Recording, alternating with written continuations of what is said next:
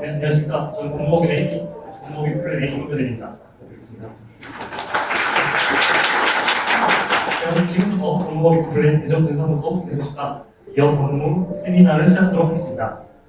일단 기록부인데 바쁘신 일정 중에도 공무업의 플랜 새로운 도약과 대전 분사무소 시작을 축하하기 위해서 자리를 보내주신 기업 여러분께 감사하다는 말씀드리겠습니다. 오늘 이 자리는 대전 충청지역 기업 고객분들께 실질적인 법률 솔루션을 보다 더 가까이 공유하고자 마련된 자리입니다. 오늘 행사는 개인 소개를 시작으로 축사가 있을 예정이며 그리고 매물 재결식 그리고 기업 업무 전문 변호사님들의 세미나 순으로 진행될 예정입니다.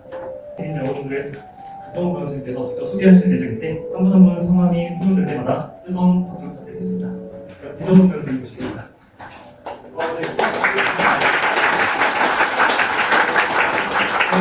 우선 시작이 다 간단한데 그리고 그 중에 하고요. 저희가 하나하나 여기 오시는 분들이 어떻게 보면 다 오셔서 우리 대전, 충청 지역은 다 나름대로 이름도 날리시고 활동도 많이 하시는 분들이라서 서로 네트워킹도 하고 하면 좋을 것 같고 서로 이제 인사하는 자리 가지려고 하거든요. 그래서 우선은 저희가 아까 방명록 받은 걸 위해서 좀 제가 호명을 좀 하면은 좀 일어나셔서 서로 인사도 좀 나누시면 좋을 것 같습니다.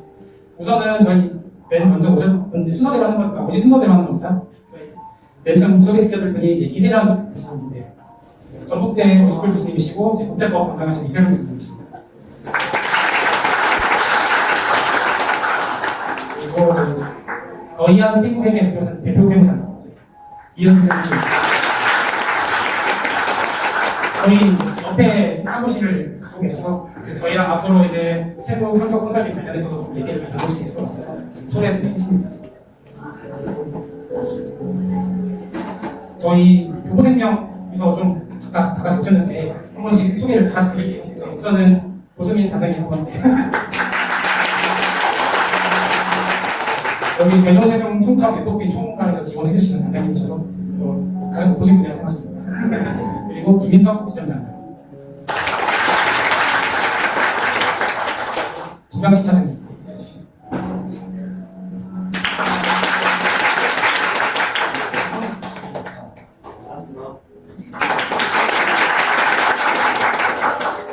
저희 이제 빼놓을 수 없죠. 저희 중소기업협회에서 오늘 원래 회장님께서 직접 오셔서 축사를 해주시려고 했는데 오늘 오후에 경제단체장들 모임이 계셔서 의학단에 힘을 얻어서 저희 사무장님께서 좀 대신 오시거든요. 좀 인사합니다. 다음에 부처회장님 인사 한번 해주시고 저희 어울린 디자인 대표님 강익화 대표님 오셨습니다. 신중의 설치를 워낙 잘하신다고 하셔서 저기에 맡기시면 된다고 합니다. 저희 CL 컴퍼니의 한국의 대표님. 밖에서 통화 중입니다. 사업 중이시라. 공보시느라 바쁘다고 합니다. 그 다음에 저희 GA 코리아의 차동기 대표님. 안녕하십니까. 그리고 황실보석 사장님 오셨습니다. 저희 이제 아직 보인데 이제 가려서 또 급발서 마쳐야 혹시 대전에서 보석하실 수 있으면 저희 황실보석 사장님이 와주시면 끝내주세요. 세공해드립니다. 또 바뀌시면 될 것 같습니다. 한대 대표님 오셨네요. 일하신 김에 오신 김에 인사 안 해주시죠.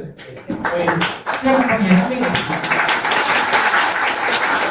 저희 한대 대표님은 지금 모톨로지 법률 AI 개발하고 있어서 저희가 좀 AI 관련돼서 같이 하고 있거든요. 그래서 지금도 이제 전주시청에서 같이 용역 있다고 해서 하시고 먼저 명도 하시는 분이라서 자체는 되겠습니다. 그리고 저희 교보생명이 아까 인사 못했던 박희원 이게 순서가 막 섞여 있는데 제가 하겠습니다. 박선 교보생명의 박선님, 네, 네, 강민희님, 네, 저희 소장님, 당연히 저희 교보생명 대전 소장님, 오늘 또 기념을 걸어주신 권영대 허광희 교수님.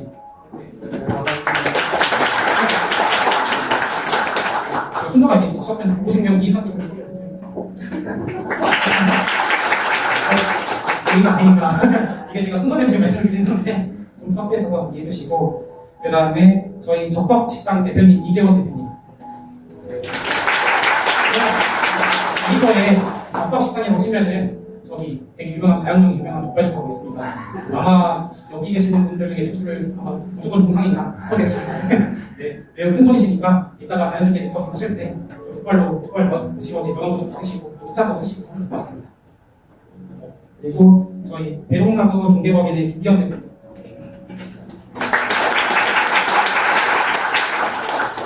그리고 코미포 서비스 동조합의 장현준 위원장님. 하시는 팀의 옆에 신정현 대표님, 저희 SH 에너지 주유소 사장님이십니다.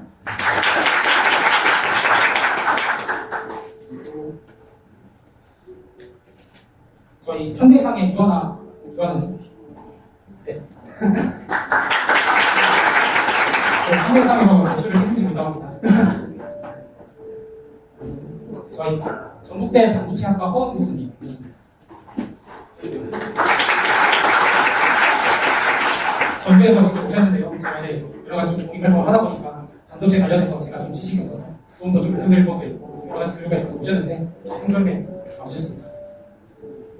그리고 대전공주의 김대일 대표님. 저희 김대일 대표님은 이제 에어컨이나 이런 거 시스템 에어컨 설치 전문이시고 혹시 에어컨이 필요하신 분 있으면 연락하시면 되겠습니다. 그리고 저희 대전 법원에서 오셨는데 김희슬 주무관나 대전에 그 유명한 판사님을 보좌하고 계셔서 네, 제가 잘 보는. 그 다음에 저희 강일 개혁신당 네, 대전 시당 위원장님 오셨습니다. 그리고 2대에 걸쳐서 세무사업 하고 계시는 김태건 세무사님. 김태건 세무사님도 저희 현명 세무사님과 같이 일을 좀 도와주시기로 하셔가지고 같이 오셨습니다. 그리고 김영희 장님 혹시 제가 말씀을 드렸는데 빼오신 분이 있으신가요? 아까 저희 여기 하나은행 지점장님께서 방용문을 안 써주신 것 같은데 저희 여기 하나은행 조이마루 은행 지점장님하고 지점이 오셨거든요. 네, 인사 부탁드리겠습니다. 생선 지점 해주는 분이십니다. 혹시 제가 혹시나 실수해서 소개 보셔도 될 분이 있으면 없으신가요? 저희 마지막으로 저희 부모님 오셔서 저희 부모님 한번 인사드리도록 하겠습니다.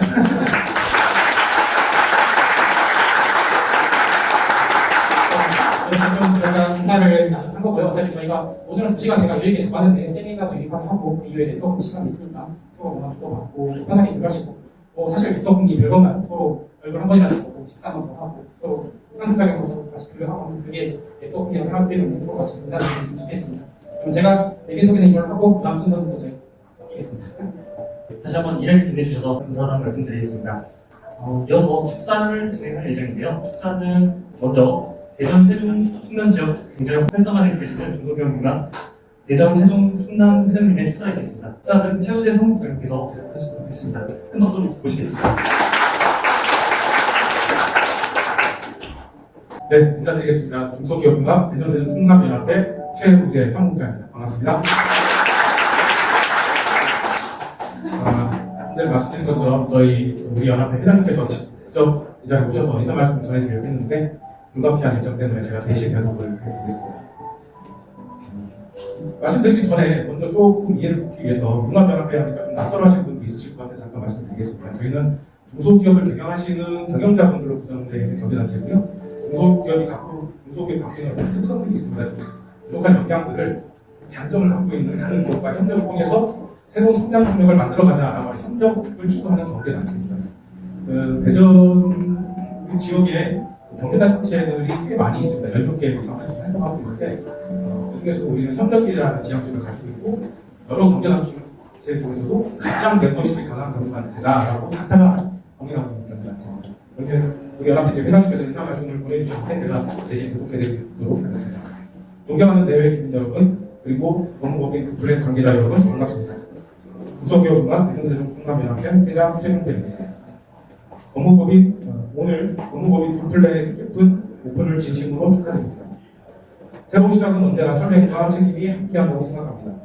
법무법인 굿플랜의 전문성과 신뢰를 바탕으로 고객 최적화의 솔루션을 제공하여 지역사회와 지역기업의 든든한 동반자로 성장하여 주시기를 기대합니다. 이름처럼 더 나은 미래를 설계하는 좋은 계획의 중심이 되어 많은 분들에게 희망과 해답을 제시하는 법률 파트너로서 크게 발전하시기를 바랍니다. 다시 한번 법무법인 굿플랜의 오픈을 축하드리며 무궁한 발전과 번창을 기원드립니다. 감사합니다. 중소기업융합 대전세종 충남연합회 회장 최명길 대도. 좋은 말씀 해주신 그 최우재 성국장님께 다시 한번 박수 드리겠습니다. 다음 축사로는 중소기업융합 대전세종충남연합회 회장교육회장이신 조영진 회장님의 축사가 있겠습니다. 큰 박수로 모시겠습니다. 안녕하십니까. 신한테어 대표 조영진입니다. 이렇게 귀한 자리에서 축사를 함께 해주셔서 대단히 감사하고요. 무한 영광으로 오래오래 기능까지 하겠습니다. 먼저 중국권 종합법률서비스의 새로운 중심이 될 법무법인 굿플랜 대전 분사무소의 뜻깊은 개소식과 지역 기업인들에게 뜻깊은 인사이트를 제공할 기업법무 세미나 개최를 진심으로 축하드립니다. 오늘 이 자리를 빛내주신 법무법인 굿플랜의 대전 대표 변호사 김정범 변호사님을 비롯 임직원 여러분, 그리고 바쁘신 와중에도 자리를 함께 해주신 대전 지역 기업인 및 대외인민 여러분께 깊은 감사의 말씀을 전합니다. 오늘날 기업 경영 환경은 하루가 다르게 급변하고 있으며 그에 따른 법률적 리스크 관리와 전략적 장래의 중요성은 갈수록 커지고 있습니다. 특히 우리 대전은 과학기술과 혁신 산업의 중심지로서 그 어느 때보다 전문적이고 신속한 법률 파트너의 존재가 절실한 시점입니다.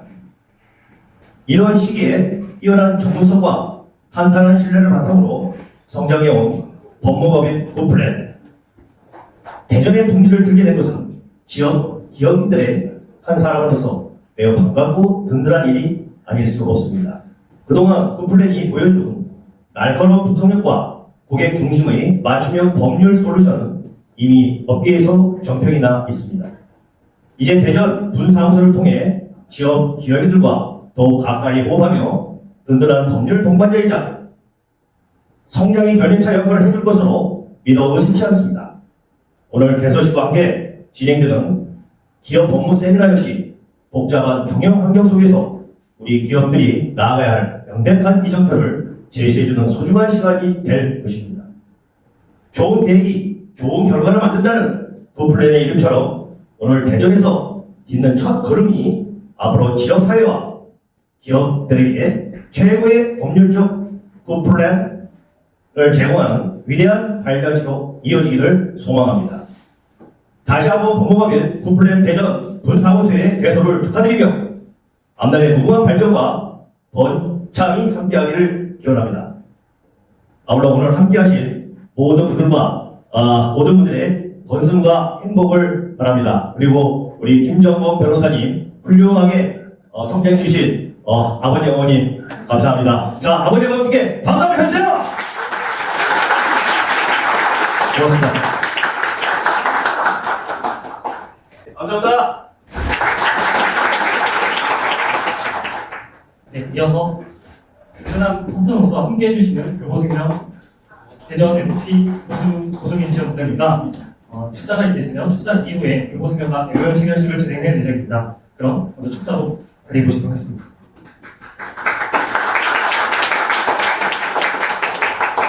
자, 인사드리겠습니다. 안녕하십니까. 교보생명 대전지원단장 고승민입니다.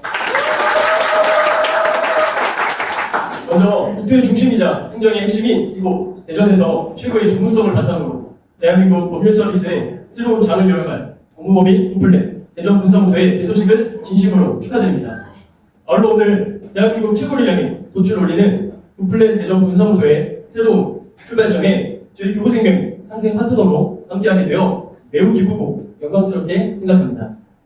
법무법인 굿플랜은 그동안 고객의 어려움을 가장 가까이에서 해결하며 눈부신 성장을 이뤄왔습니다.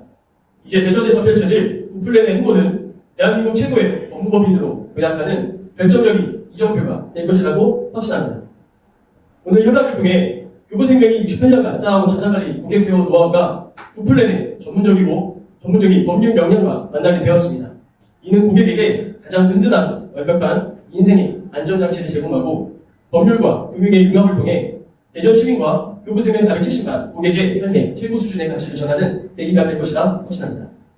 구플랜이 대한민국 최고의 법무법인으로 우뚝 서는 그날까지 교보생명을 늘 한결같은 마음으로 곁을 지키는 동반자가 되겠습니다. 다시 한번 그 소식을 진심으로 축하드리며 앞날의 무궁한 발전과 이 자리에 계신 모든 분들의 가정의 건강과 행복이 늘 함께하시기를 진심으로 기원드립니다. 감사합니다.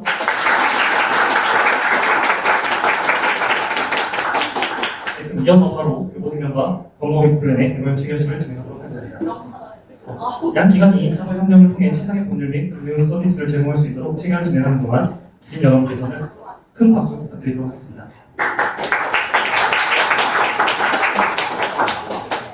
네, 반갑습니다. 저는 대전대원단 양승 센터장 김동식입니다.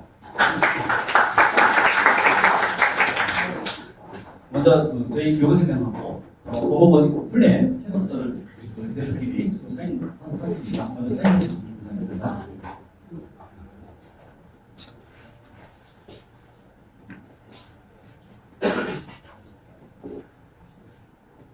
네, 사인하시고 반대로 설명해 주시면 되겠습니다.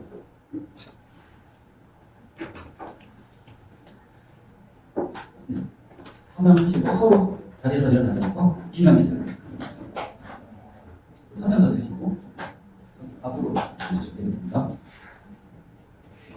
네, 들고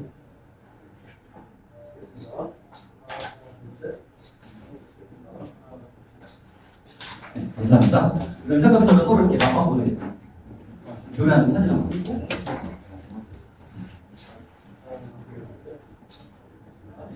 감사합니다. 이어서 저희 교수님하고 법무법인 플랜하고 협약회에서 인증하는 시간을 갖도록 하겠습니다. 대표님하고 또 사진 촬영하도록 하겠습니다. 큰 박수 부탁드리겠습니다.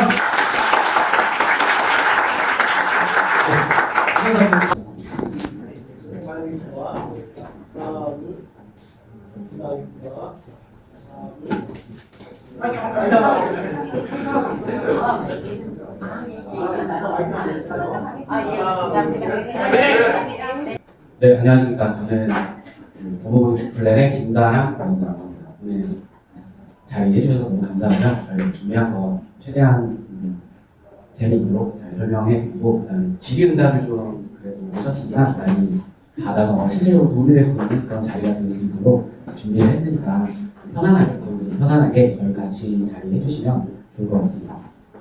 순서는 저희가 법무법인 플랜이 어떤 회사인지 아주 간략하게 소개해드리고, 그 다음에 저희가 오늘 보신 조기성 대표위원장님께서 공정거래위원회, 생소하신 분들도 있으실 거예요. 근데 이 공정거래위원회와 관련해서 한 번은 만나실수록 우리가 사업을 잘 하고 있구나, 어떤 의미에서 그렇게 생각하실 수도 있는 그런 관점도 있기 때문에 그 부분 관련해서 저희가 한번 설명을 해드릴 거고요. 그 다음에 마지막으로 제가 다시 등장을 해서 여러분들께서 회사를 투자받거나 팔거나 사거나 하는 게 그런 궁극적인 목적이신 분들이 많으실 거예요. 아니면 그런 업무를 도와주시거나. 무슨 말씀이시냐면 우리나라가 자본주의 사회이고, 그래서 일단 돈을 결국은 내 돈으로 내가 사업을 잘하면 되게 좋지만 어느 순간 맨 처음에 빌려서 많이 하죠. 빌려서 하다가 회사가 좀 괜찮으면 투자를 받게 되거든요. 혹은 누군가를 투자를 하게 되고, 그런 과정에서 사실 돈을 내고 꿈으로 회사를 먹으려는 사람이 있고, 그 다음에 뭐 계약서에 문구 하나 가지고 서로 싸워서 회사가 돈을 갖는 경우, 이런 M&A라고 하잖아요. 거기에 있어서 실질적으로 문제가 되거나 발생할 수 있는 그런 내용을 오늘 좀 준비를 해봤습니다. 사례 중심으로 재밌게 한번 설명해드리도록 하겠습니다.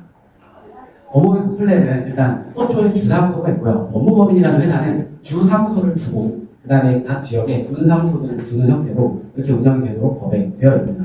저희가 서초의 주사무소를 시작으로 대전에 사실 먼저 찾아뵀어야 되는데 오늘에서 이렇게 인연이 되어서 늦게지만 찾아뵙게 됐고, 제일 굵은 글씨로 해놨으니까 앞으로 저희가 대전 분사무소에 가장 신경을 많이 쓰고, 그다음에 대전 분사무소에서 변호사님께서 수임하시는 사건은 저희가 본사에서 다 볼 거예요. 본사에서 보고 이거는 본사에 지원이 필요하다라고 하는 부분이 있으면 가감 없이 물리적으로도 지원할 생각입니다. 필요하면 저희가 내려와서 같이 상담도 하고 찾아뵙고, 오는데 되게 가깝더라고요. 저희가 12시에 차를 탔나요? 12시에 탔는데 저희가 2시에 시작하게 넉넉하게 도착을 했거든요. 1시 반에 반쪽 넘어서 여기에 도착이 되더라고요. 그러니까 서울 안에서 차 막히면 가는 시간보다도 어떻게 보면은 충분히 갈 만한 그런 시간이어서 저희가 여러분들께서 부르시면 달려오겠습니다. 달려오고 그 다음에 필요하면은 저희가 또 줌으로도 회의를 하고 그 다음에 그 대전 대표변호사님께 저희가 최대한 간접적으로 지원을 해드리고 그래서 그 회사가 전체적으로 다 대전 분담소를 도울 수 있는 구조로 이렇게 우리는 운영을 할 것이다.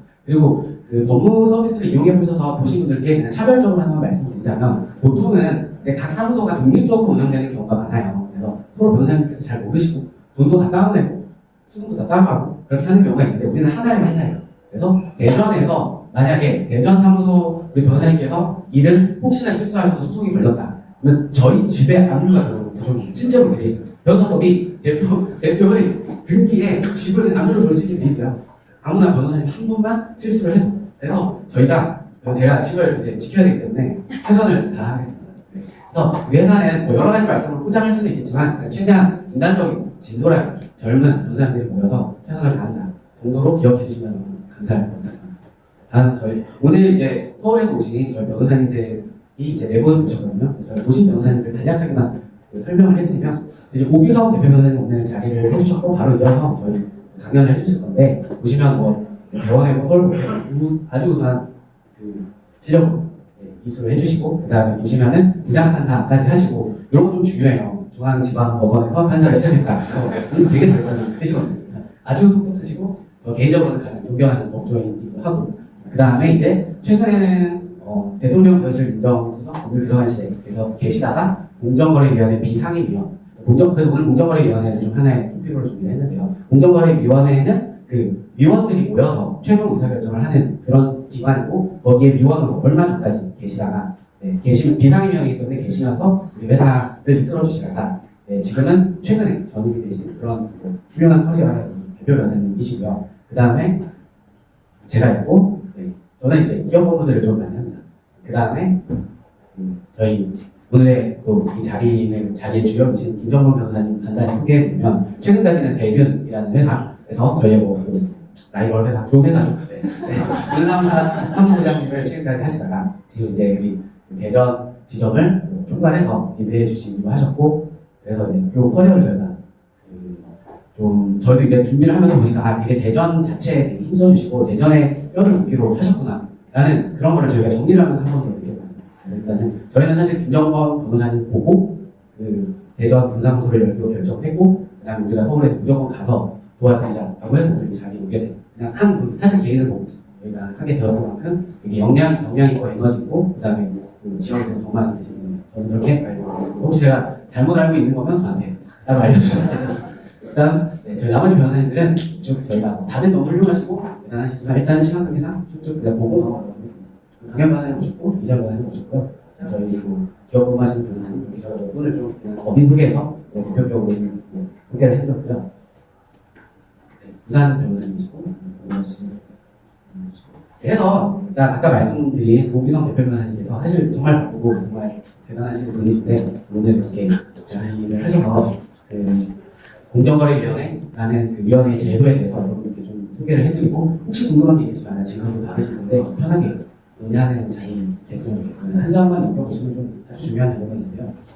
이게 이제 공정거래위원회에서 나온 공정거래위원회에 대한 책자입니다. 책자 보면은 책자 표지에 이제 여기에 오기성 변호사님이 나오신다. 찾으시면 저희가 소정의 오기성 변호사님 개인 명함을 드리고 1시간 정도 무료 상담을 하실 수 있도록 직접 그 쿠폰은 그 개인 명함 드리도록 하겠습니다. 사실 물론 뭐 가실 때 다 드릴 수는 있지만 그렇게 해서 참고로 저희가 미국이랑 딜을 하고 있는데 그 M&A 자문을 하는데 그 오 대표님 같은 경우는 타임 차지가 190만 원이 1시간에 150만 원. 그러니까 150만 원 상당의 공품을 갈 때 드리도록 하겠습니다. 그러면 저희 그 오 대표님 나오실 때 저희 그 벽지가 맞아주시고 편안하게 잘 경청해 주시면 감사하겠습니다. 오기성 대표 변호사님 모시겠습니다.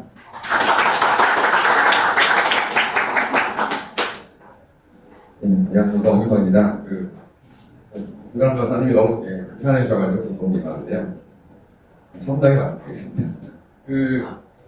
저희 공정거래 관련해가지고 오늘 좀 말씀드리고 싶겠다는 얘기를 듣고 간략하게 준비를 해봤는데요. 사실 저는 커리어를 보면 아시겠지만 법원 판사를 좀 오래, 판사로 좀 오래, 2004년도에 판사를 해가지고 2020년도에 이제 부장판사까지 하고 이제 퇴직을 하고, 그때 이제 공정거래위원회, 공정이라 하죠. 공정위 국장으로 전직을 해가지고 2년 반 정도 공정국장으로 일을 하다가 이제 변호사로 이제 처음 이제 일을 하는 위원장 되면서 이제 1년 반 정도 일을 하다가 이제 많은 분이 좀 이렇게 말씀 주셔가지고 이제 대통령실에 제가 이제 문질배관실에 일을 시작을 했는데 뭐 중간에 이제 공정위 비상위원이 자기 오퍼를 받아가지고 이제 대통령실을 사실 6개월밖에 근무를 했습니다.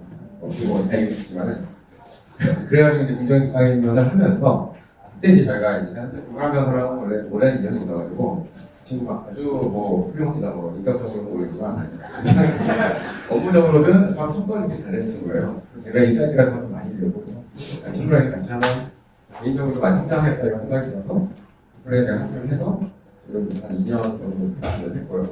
실제 예상대로 굉장히 즐겁게 일하고 있습니다. 뭐 저희가 사실 오늘은 기업 업무 위주로 말씀드리려고 하지만 기본적으로 저희가 일반 비즈니스법을 그렇게 다양하게 진행하고 저도 이제 사실 하는 생활을 한 10년 정도, 16년 정도 했기 때문에 사실은 뭐 일반 성무가서 익숙한 면이 있습니다. 그래서 오늘 저희가 비록 기업 업무 위주로 말씀드리지만 이사 형사에 대해서 뭐 사건이 아니더라도 궁금한 게 있으면 얼마나 편하게 말씀주시면 제가 유학관님이 무조건 되어있습니다.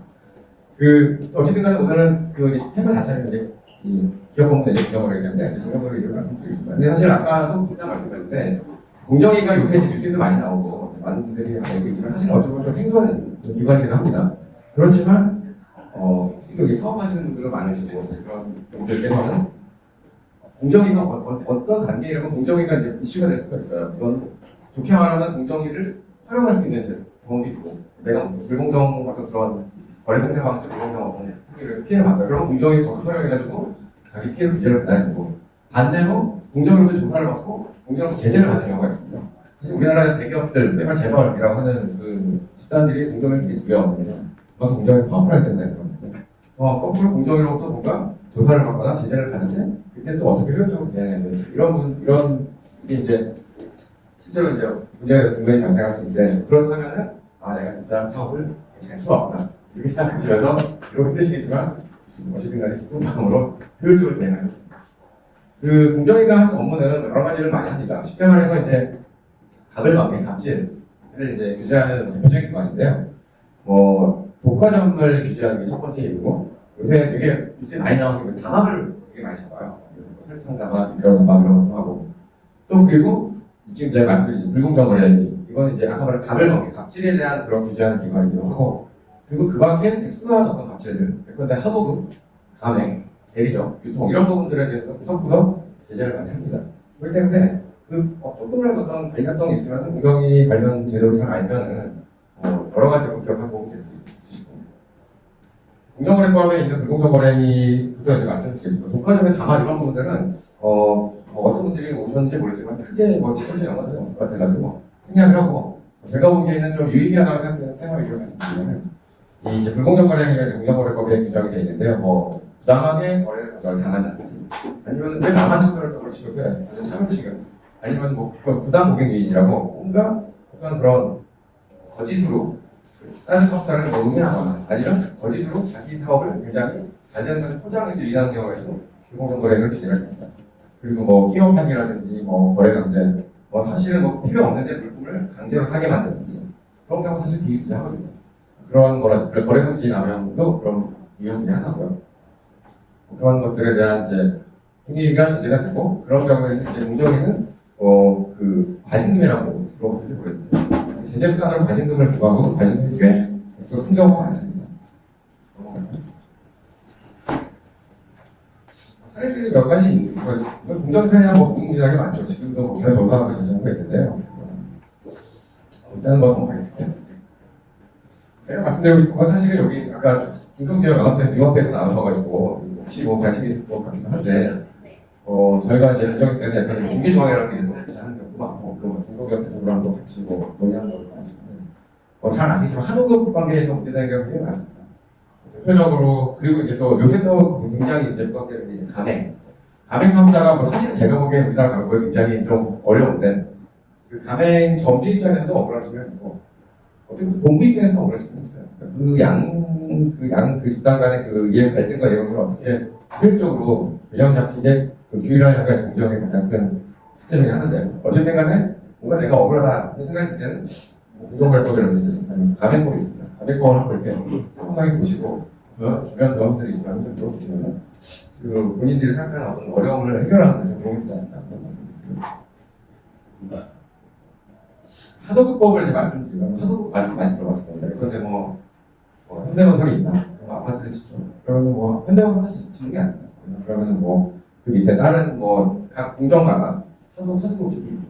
그리고 또 그 해고들도 그 밑에 또 각각의 더 세분화된 어떤 그런 업체들은 계속 단계적으로 업무를 위탁하는데요. 그거에 하도가 없거든요. 근데 이제 그 가장 전형적으로 이게 가불관계다 보니까 거기서 불공정한 이슈가 많이 발생하고 역으로 요새는 을질이라고 해요. 그래서 이제 그 갑들도 을한테 이제 뭐 이렇게 뭐 부당하게 이렇게 이제 문제되는 경우도 많은데 문제는 아무튼 주로 이제 그 갑을 규제하는 기관이다 보니까 그 경우 이제 을들의 권리를 어떻게 규제할 것인가 이거를 이제 되게 고민을 많이 하고 그러다 보니까 변호사 입장에서는 을의 권리 규제를 위해서 일하는 경우이지만 반대로 갑이 너무 과도하게 제재를 받지 않도록 디펜스하는 역할을 하는 분들은 사실 그게 더 이제 변호사로서 어떤 그 마진율을 높겠죠. 그런 업무를 하는 건데요. 이 하도급에서 이제는 뭐 대표적인 유형이 될 건데 그 주기로한 대금을 제대로 안 준다거나 그 대금을 너무 늦게 준다거나 아니면 이 사실은 이게 우리나라에 여전히 문제가 되는 건데 계약서를 이게 사실은 정치하게 줘야지 분쟁이 예방이 되는데 급한 이유로 아니면 여러 가지 다른 이유로 계약서를 제대로 안 쓰거나 아니면 계약서를 불완전하게 쓰고 하도급 관계를 맺는 경우가 있습니다. 그런 서면 불완전 서면이라든지 소원 위반들에 대해서도 하도급 위반을 제가 하고요. 아니면 뭐 반품을 갖다가 제대로 안 해준다든지 아니면 부당하게 대금을 감액하는 아니면 부당하게 하도급 대금을 결정하는 이런 경우들. 그리고 또 내가 뭐 일을 하는데 필요 없는 일도 하게 시키고 그런 이익 제공하고 그런 것들에 대한 어떤 그런 갑질들을 하도급법에서 되게 촘촘하게 규제하고 있습니다. 역시 제재는 이제 뭐 각종 이렇게 보는 아닙니다. 그러면 돈에다가 법에서 정확히 이자를 붙여가지고 지급을 해라 어떤 대금 명령도 형태로 주장을 하고 어떤 이 법위반 정도가 무관하시면 가중들도 굉장히 강하게 특권을 합니다. 그리고 심할 경우에는 형사고발 발표해가지고 검찰이 수사를 받도록 조치를 취하겠습니다. 사례들은 오늘은 뭐 그냥 대략적으로 말씀드리는 거예요. 여기는 하나만 보시면 요새 이제 공정위가 중점적으로 보는 이 하도급 위반 유형 중에 하나는 기술력이라고 있습니다. 계시는 분들 중에 해당되는 분들이 계실지 모르겠지만 사실 예전에 되게 안전한 어떤 항의 유형입니다. 대기업 그 대상에 아래 단계에는 하도급 대금 업자들한테 사실은 뭐 영상 필요할 수도 있어요. 노면이라든지 각종 어떤 그런 기술에 대한 그런 자료들을 달라고 해가지고 그거를 신학 경우에는 경쟁업체한테 줘가지고 더 싸게 하도급을 주는 경우도 굉장히 안 좋은 질이 안 좋은 일이죠. 그런 경우도 있고 아니면 자기네들이 어떤 그런 쓰는 어떤 그런 물품이라든지 기구에 대한 수술이라든지 메인테넌스를 하는데 쓰려고 하는 경우도 있고 근데 그 모든 행위들이 사실은 법에서 명확하게 규제하는 행위입니다. 다시 말씀드려가지고 그 을의 어떤 기술이라든지 자료들을 요청할 때는 굉장히 까다로운 절차를 해서 을이 손해보지 않도록 그런 어떤 걸 충실히 어떤 지켜야 되는 기준이 있는데 그걸 위반할 경우에 공정위가 굉장히 강하게 지킵니다. 배경법은 사실 이 민생이랑 제일 직결되는 영역 중에 하나인데 가맹 대리점보다 요새 가맹점주들에 대한 굉장히 사실은 이게 점점 가맹점주들의 권리를 보호하는 두텁게 보호하는 쪽으로 모든 제도가 흘러가고 있긴 한데요. 그러다 보니까 이제 어떤 그 가맹 부부들의 어떤 정당한 경영 판단이나 이런 경우까지도 너무 과도하게 제약하는 게 아니라 그런 목소리가 사실인 겁니다.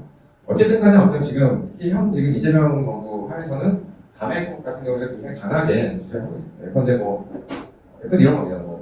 치킨 가맹 공부가 있으면 이렇게 닭고기를 이렇게 제공을 하고 여러 소스 제공하고 거기서 마진 남기지만은 젓가락이라든지 하다못해 소형 박스 그리고 비닐봉지 이런 것들까지도 비스품목이라 해가지고 그거를 이제 어떻게 보면 권유하기도 하고 강제하기도 해가지고 하는데 그런 부분들이 공정에서 되게 이걸 되게 엄격해 봐가지고 이걸 꼭 너희 본부로부터만 사야 되는 게 아니라면은 알아서 할 수 있게 해라. 그런 식으로 이제 규제를 하고 있습니다.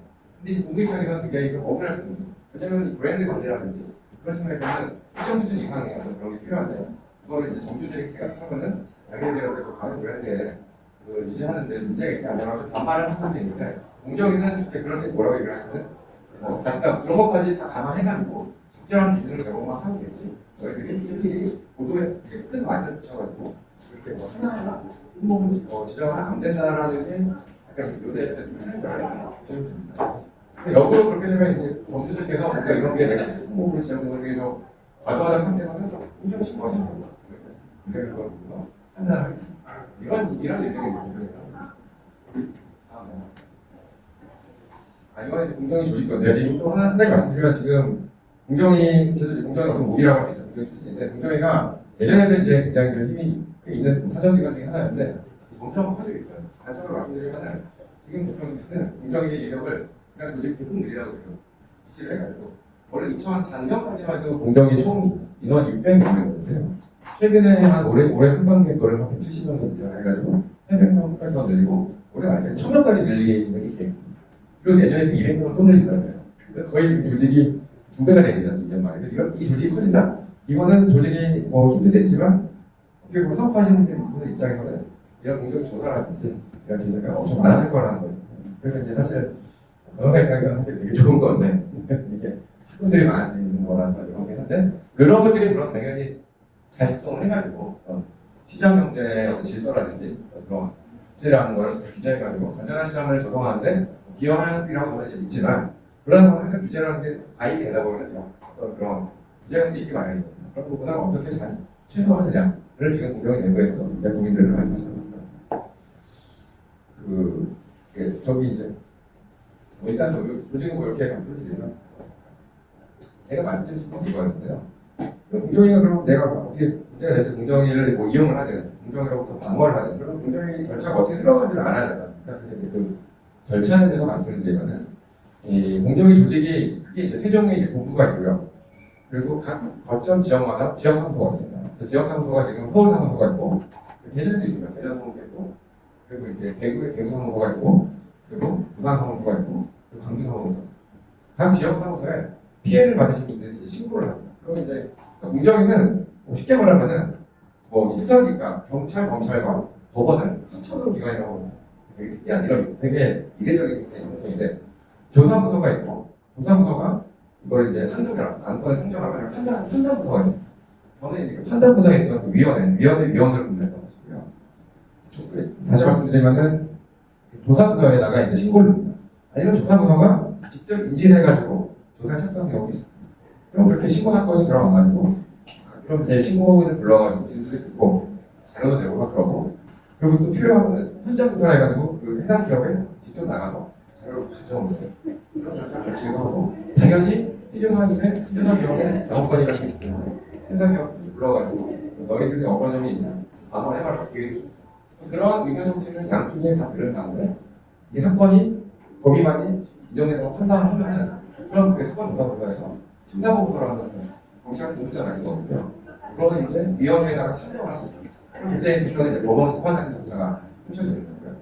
조사부서에서 판단을 해봤는데 과연 정리적으로 이것은 법위를 하겠어요. 아니면 증거 부족을 하시면 조사부서에서 그냥 뭐 심사 전달 절차에서 사건을 그냥 돌렸습니다. 근데 아까 말씀드린 바와 같이 심사보고서 법위관이랑 인정된다고 해서 올리면 그때 위원회에서 재판이는 뭐 똑같습니다. 제가 이제 판사로 재판을 해봤을 때 전화를 하는데 판사가 재판하는 거랑 공정위원회 심판정에서 공정위원들이 심판하는 거랑 거의 비슷해요. 왜냐하면 공정심판 절차는 법원 재판 절차를 소위로 딱 필요합니다. 그리고 그 절차만큼 그 뭐라 해야 중립적이고 그 중립적으로 할 수 있는 그런 절차가 없기 때문에 법원 절차를 그 사용해가지고 그렇게 의정합니다. 그러면 이제 그 위원회에서 심의를 해가지고 뭐 이제 심사 같은 경우는 이번에 뭐그 선도국법 위반으로 굉장히 어려운 정도가 주관되는데 과징금을 한 15만 원 정도 부과해서 이렇게 했는데 막상 위원 살펴보니까 일부 혐의는 증거가 없어가지고 무혐의가 되고 일부 혐의도 사실은 이 가벌관계의 그 문제가 그렇게 심각하지 않다고 뭐 과징금을 뭐 5억으로 감액해가지고 부과한다거나 이런 식의 자본과 비슷한 정책을 거쳐서 최종적으로 의결을 합니다. 의결을 할 때는 무혐의, 시상으로는 증거가 없으면 안 되겠고 무혐의라는 경우도 많지는 않습니다만은 본 적이 있고요. 경고하는 것은 충분히 시정이 되겠고 경고를 검거가 안 되겠다 싶으면은 직접 시장님과 함께 가진 걸 믿고 이건 너무 심하다 싶으면 경찰에 고발합니다. 그리고 이제 이 공정의 의견은 소위 말하는 행정처분인데 이거에 대해서 그러면 공정의 의견도 너무 억울하다고 생각하실 거예요. 그리고 불복을 하기에는 행정소송을 제기하면 되는데요. 특이한 게 뭐냐면은 행정소송 경험해보시는 분들이 많으시면 정확히 하지만 모든 소송은 3심제를 줘요. 법원이 1심 재판에서 불만이 있으면 행정에서 3심하고 또 불만이 있으면 후보심을 가는데 공정위는 이 나름대로 이 절차가 그래도 법원이랑 비슷한 이걸 준사법 절차가 하는데요. 그런 절차에서 독립성을 법에서 보장을 해가지고 공정위에 대한 처분에 대한 불복은 거의 이거는 2심제고 그래서 1심 법원으로 안 가고 바로 서울고등법원 서울고등법원에서 재판에서 판결을 내리고 그걸 그리고 대법원으로 가고 그렇게 해서 소송심사를 받는 그런 구조로 하죠. 일단 공정에 관련된 업무는 설명 이런 거 제가 말씀드리고요. 궁금하신 거 있으시면 사실 저는 질의응답으로 말씀드리니까 제가 더 편할 수도 구체적일 수 있는데 이 김 변호사님 그 발표 끝나는 때 질의응답 시간에 제가 간단히 한번 다시 말씀드리도록 하겠습니다.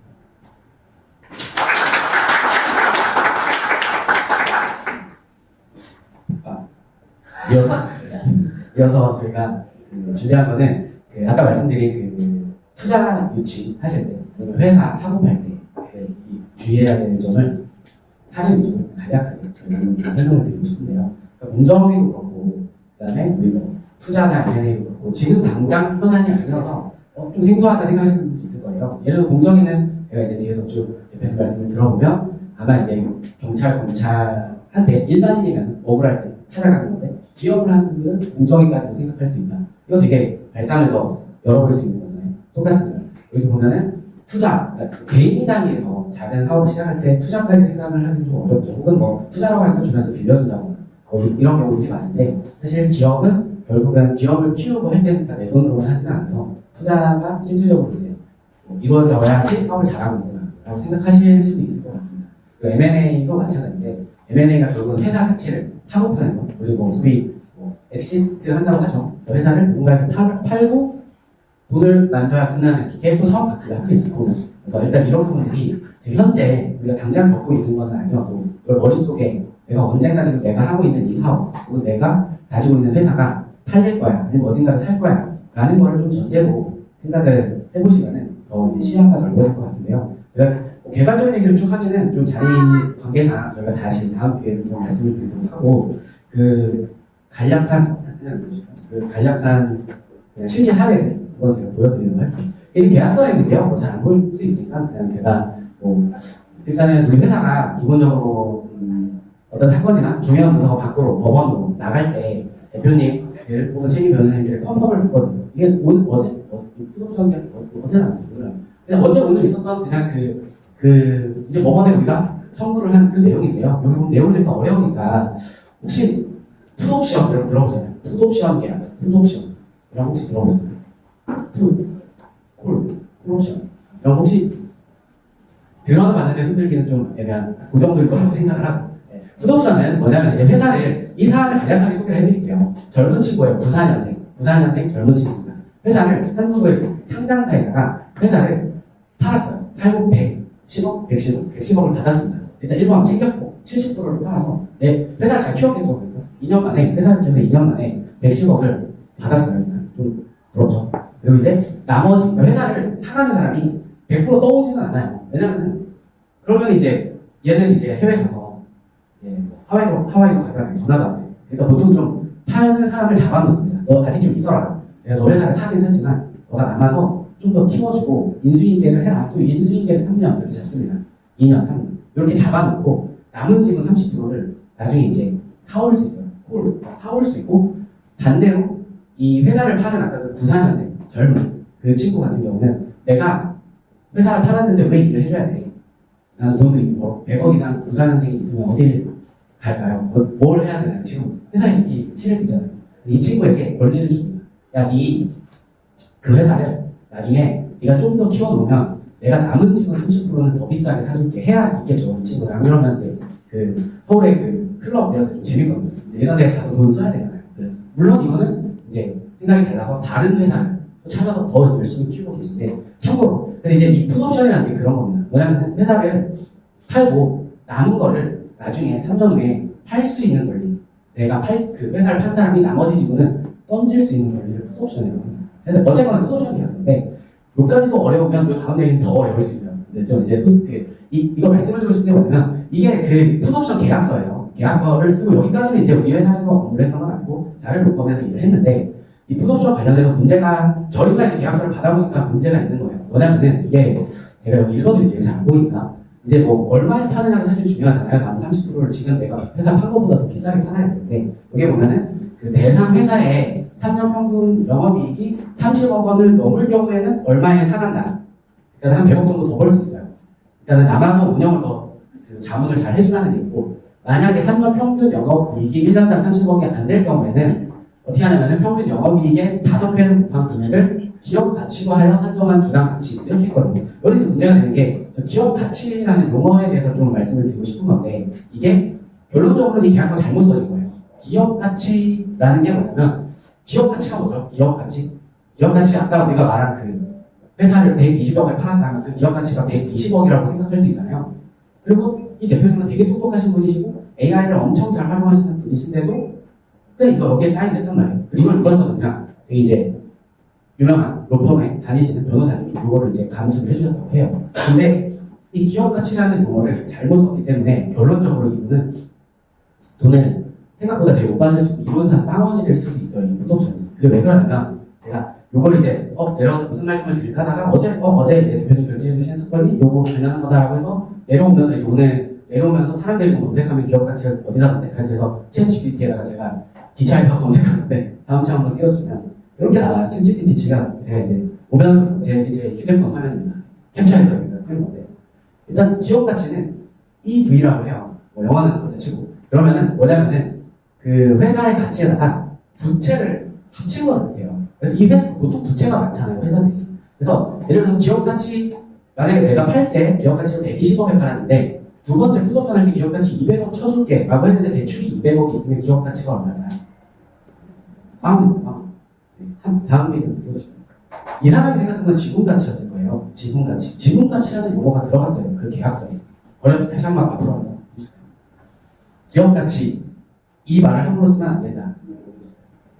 지분 가치라는 말을 써야 된다. 나는 내가 받고 싶은 돈은 지분 가치라는 단어를 써야 되는데 이거 계약서 검토할 때 많은 사람들이 검토를 했을 거고 변호사님까지도 검토를 했었는데 지분 가치는 내 지분 가치 내가 엑시트 할 때 얼마를 받냐라면 기업 가치는 거기에 부채랑 현금성 자산을 다 더해가지고 그 계산한 이후값을 말하기 때문에 우리가 너 기업 가치 얼마야 그러면은 우리 회사에 부채가 좀 많거나 하면 기업 가치가 0원인 회사가 되게 많아요. 그리고 부채 많은 게 또 나쁜 건 아니잖아요.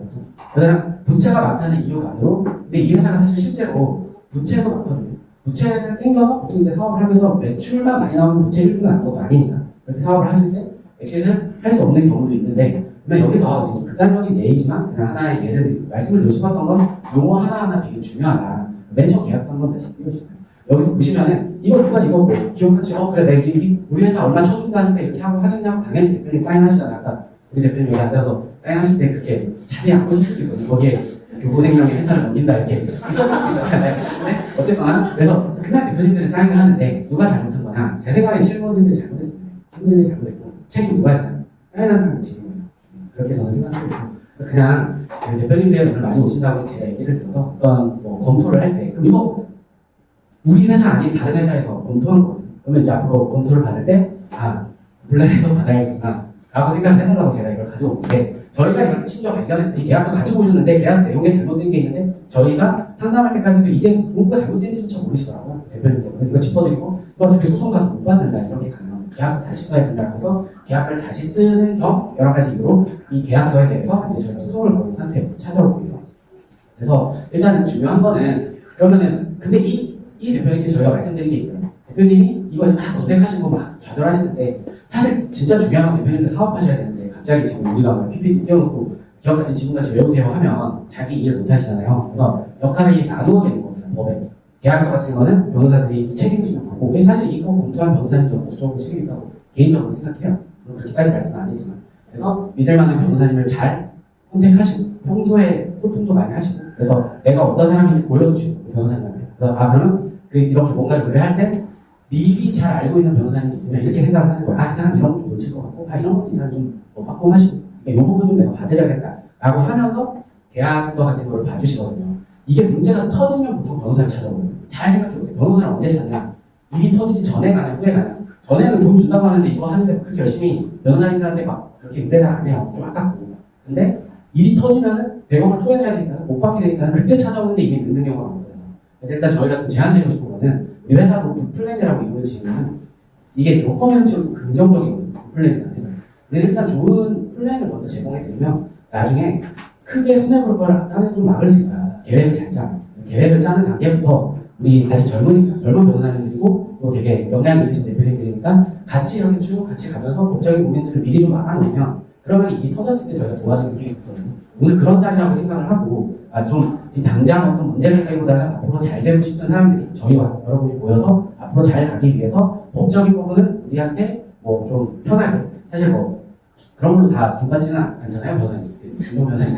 전화하면 다 돈 받습니다. 아닙니다. 네, 아닙니다. 그렇지 않아요. 그래서 일단은 저희가 처음부터 어떤 사업을 하고 회사를 할 때부터 회사를 정확히 창업할 때부터 미리 좀 계획 자문을 받으면서 왔으면 훨씬 더 좋지 않았을까 하는 사례여서 또 그냥 이런 사건들이 우리 회사에 많아요. 우리 회사 그런 걸 좀 잘하거든요.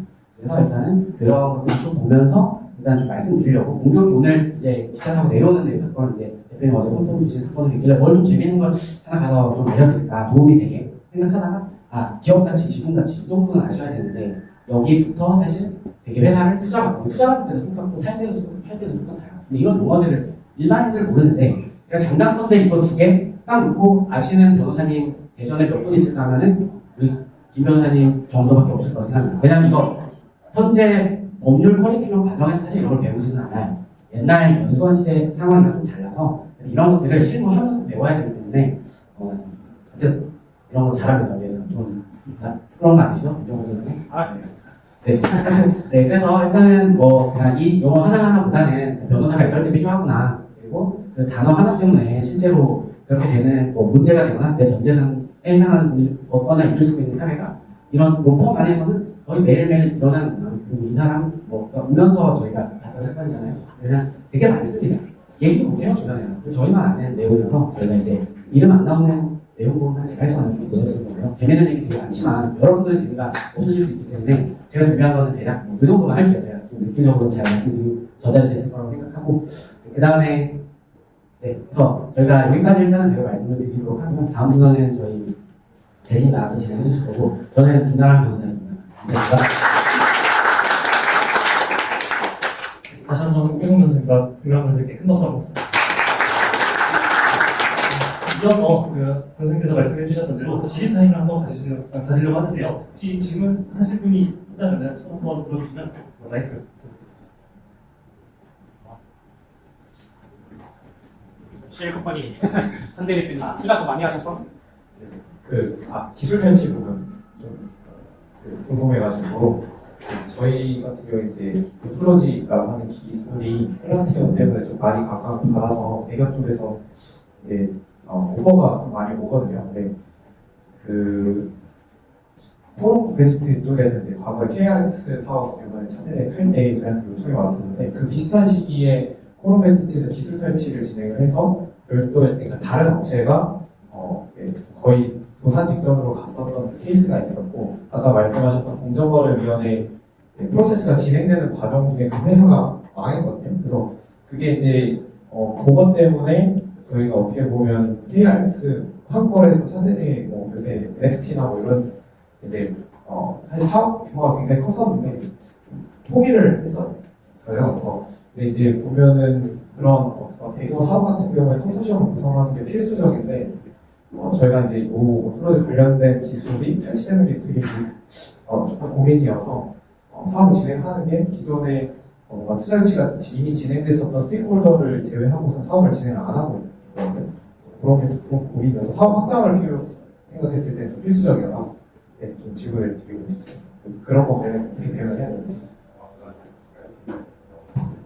굉장히 중요한 질문이고 사실 이게 지금 사실 질문을 이렇게 이런저런 내용을 주지만 이 안에 굉장히 많은 함의가 있습니다. 왜냐하면 공정에서 이번에 이렇게 인력을 늘리는 어떤 배경도 다 연관이 있는 건데 아까 그런 기술 탈취된 기술 이용의 어떤 이슈를 해가지고 공정에 신고를 하는 도중에 그 회사는 못 버티고 일어났다는 거잖아요.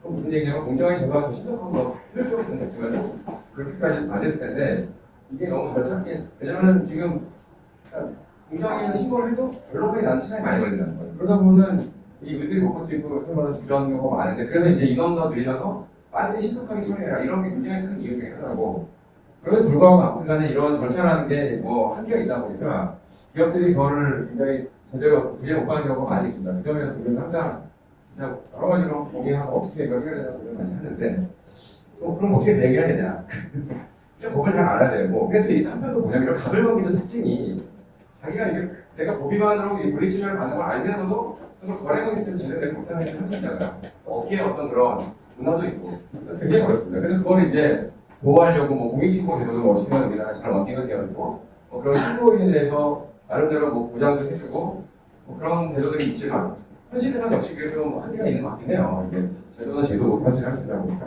계속 제가 왜 어떻게 하는 말이야 할 말이 많지 않지만 근데 법의 내용에 대한 특징을 하시는 게 원래 기술을 갖다가 이렇게 제공을 받을 때는 법이 굉장히 엄격히 되어 있습니다. 뭐 아시는지 모르겠지만 그 기술 제공의 용도, 목적, 그리고 뭐 기간, 그리고 어떤 기술 특정, 그리고 그걸 그리고 뭐 필요하면 그에 대한 대가라는 그런 구체적인 항목들이 법에 문제에 나와 있거든요.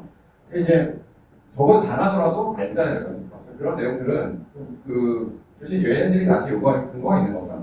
그리고 요구하려면 절차가 있다고 하는데 거기 절차는 무엇인가에 대한 것을 자문을 받아보고 필요한 경우에는 그런 거는 뭐 요구할 수 있는 거예요. 내가 당신과 거래를 정말 내가 망치는 게 아니라 최소한의 어떤 그런 건 그래도 좀 그래도 법에도 있고 한데 알아야 되지 않느냐라고 이제 얘기를 해서 적어도 나중에 분쟁이 생겼을 때 피해보지 않도록 그런 거는 좀 미리미리 플랜이라고 생각할 필요가 있다고 이제 약간 언론적인 얘기로 말씀을 드렸고요. 어쨌든 그럴 때 변호사의 도움을 받아가지고 만약에 상대방이 변호사가 있을 거야 라고 해서 뭐 신비를 건드릴 수 있는 그런 리스크가 있다면은 변호사를 썼다는 뜻이 안 되더라고요.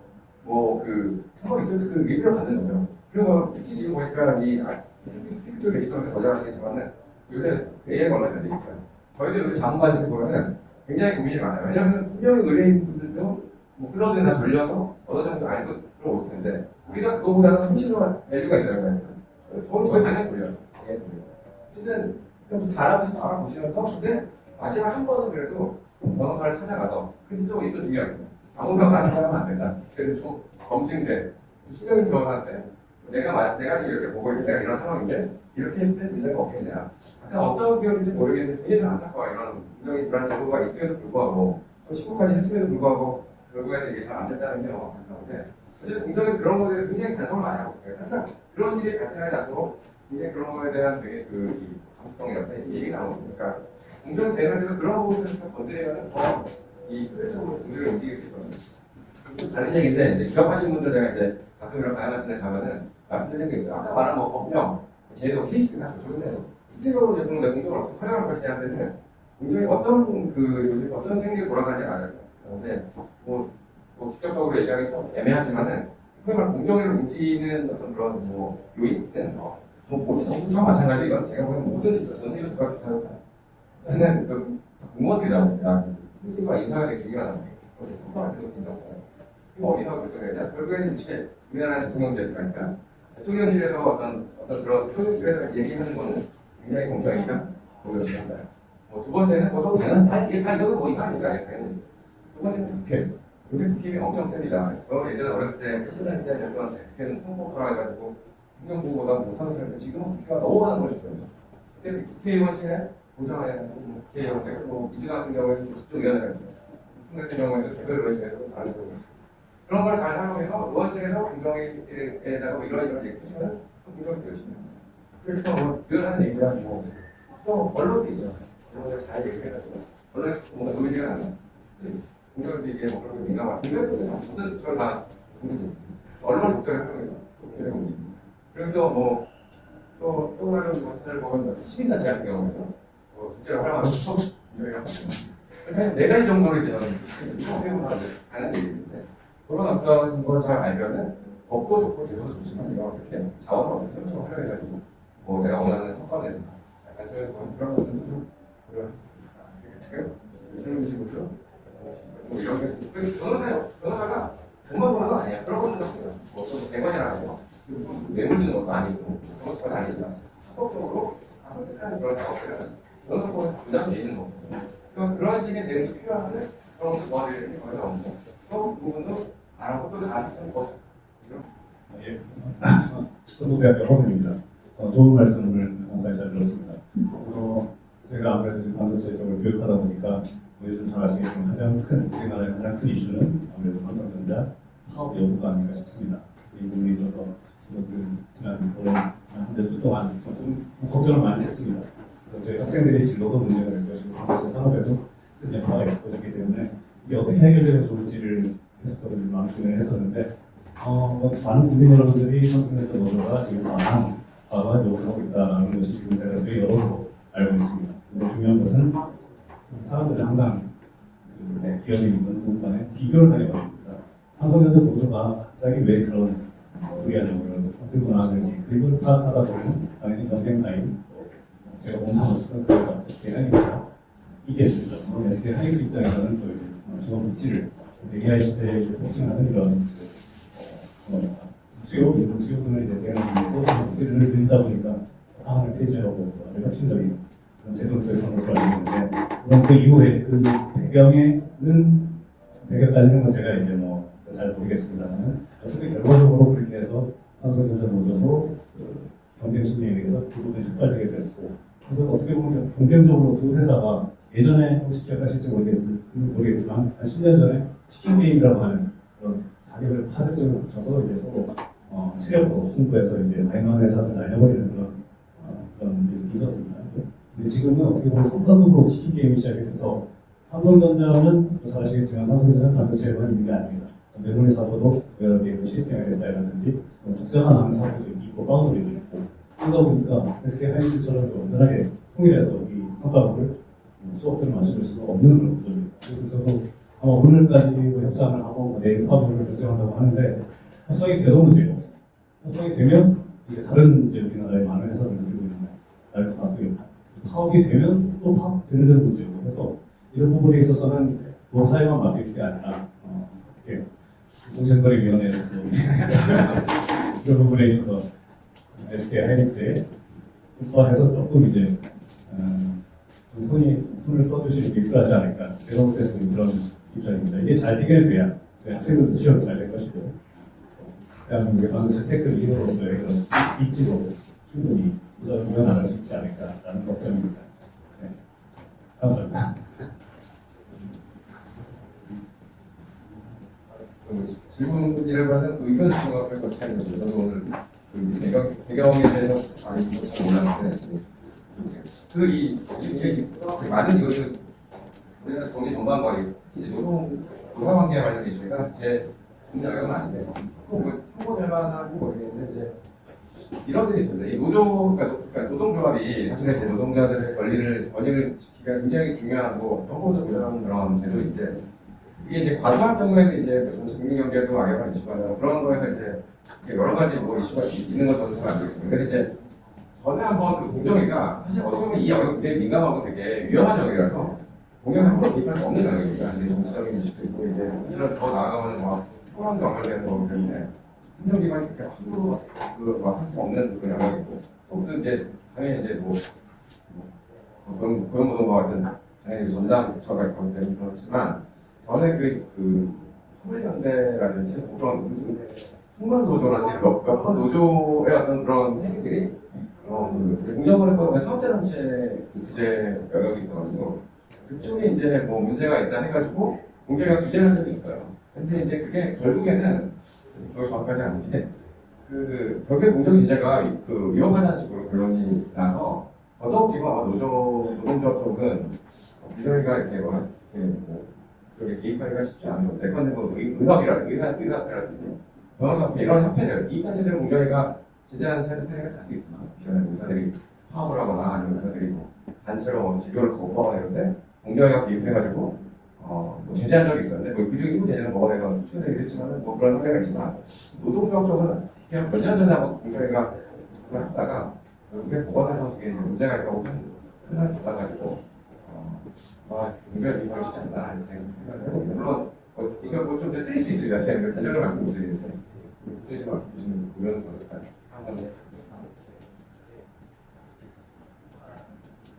네, 그다음 질문까지 있습니다. 질문이 많으시네요. 저희 오늘 한 일반 끝나게 해봤습니다. 안녕하십니까. 먼저 공무원 플랜 대전 사무소 진심으로 축하드립니다. 저는 일단 조합에 몸담고 있지만 사람들이 뭐 조합이 있으면 뭐 파란색이냐 그래서 저는 보수에 좀 오래 있지만 제가 또 올바른 노사정치 문화를 상생하기 위해서 선두적으로 항상 법무부 정보를 받고 있는데요. 저희가 한국 중발전 자회사로서 저희가 공공부문 비정규직 자회사를 현재 하면서 노사상생 컨설턴트를 지금 모의사에서 요청이 들어왔습니다. 그래서 저희는 좀 이번에 그런 게 좀 안 좋은 부분이 있어서 좋은 취지로 노사상생의 속도적인 이제 자회사를 좀 하기 위해서 지금 현재 그 미팅이 좀 되어 있는데 이 대장노동조합법에서 한 그 부분이 저희도 좀 우려스러운 게 뭐냐면 이게 더 적극적으로 더 잘하면 또 실질적 사용자성이 또 인정이 되고 해서 이 경영권 침해나 아니면 저희가 주장하는 어떤 의제 선정에 대해서 좀 많이 어렵습니다. 또 저희가 이걸 어떠한 부분을 중앙노동위나 이런 데 많이 질문을 주려고 하면 이 민간 부분과 공공 부분이 조금 다르다는 견해가 너무 많아서 혹시 이런 부분은 꼭 정부의 결정 방향을 먼저 상부적으로 나온 후에 로펌의 문의를 하는 게 맞는 것인지 아니면 저희가 자체적인 컨설턴트를 수행을 지금 하고 있는데 그걸 받고 나서 로펌의 자료를 준 뒤 관계부처와 합동해서 이렇게 상생을 해야 되는지 지금 저희도 많이 고민이 되어 있습니다. 당장 내일 이제 저희가 오사에서 공동협의회를 이제 중발전에서 진행하고 있는데 그런 부분에 대해서 조금 플랜 쪽에서 할 수 있는 공기업을 꼭 한쪽에 이제 기업의 입장이 아닌 근로자 입장도 아니고 좀 선도적인 방향을 좀 제시가 가능한다고 여쭤봅니다. 감사합니다. 구체적인 수임 제안을 해주셔가지고 일단 그 내일까지 안을 만들기 좀 어려울 것 같긴 하고요. 네, 일단은 다만 물론 저희 또 조경 변호사니까 원래 이제 아마 교류가 있으셨으면 저희가 그러니까 회사 입장에서는 들어오는 거 다 합니다. 그리고 말씀하시는 사례들은 다 있고 하지만 그거를 공공기관에서 어느 정도까지 인정을 해줄지는 잘 모르겠고요. 보통 이럴 때 어떻게 많이 하냐면 의견서 형태로 법무법인이나 변호사들의 의견을 받아서 얘기를 할 때 좀 더 도움이 되거나 아니면 설득력이 있는 경우들이 있어요. 그리고 지금은 중재안을 말씀하신 부분일 수 있지만 좀 더 지금 속해 있는 단체의 입장에서 의견서를 만들어서 가면 반대쪽에서도 의견서가 있어야 보통 결정이 되는 거고 그런 경우에 좀 정반하고 의견을 조율하는 경우들은 많이 봤고요. 다만 또 이러한 게 양쪽 입장을 떠나서 중재할 수 있는 가장 좋은 의견이다라고 해서 변호사들이 여기서 할 수 있는 가장 기본적인 접근은 의견서 씁니다. 그래서 지금 말씀하신 것을 쭉 담아서 상생할 수 있는 거에 대해서 법적으로 이렇게 갔을 때 이 법률만큼을 갖고 있다고 볼 수 있느냐라고 해서 이러한 높은 의견서를 첨부해서 형성하는 것도 많고요. 그리고 더 나아가면 결국 이게 입법이나 입법 용역이나 이렇게까지 연결이 되는 경우가 많거든요. 그런 위에다가 입법 용역 컨설팅을 하고 있긴 합니다. 그래서 그 정도 내용인 것 같고 디테일한 내용은 아마 좀 더 유동인들께서 좀 파악하셔서 좀 수익 여부를 떠나서 변호사로서 지역의 로펌과 지역의 변호사로서 도움이 될 수 있다면 저희는 영광일 것 같습니다. 네, 그러면 질문 여기까지 하고 신문사 다음 김정호 변호사님의 세미나를 진행하도록 하겠습니다. 기업 업무의 중요한 내용으로 강연해 주시니 큰 박수로 부탁드리겠습니다.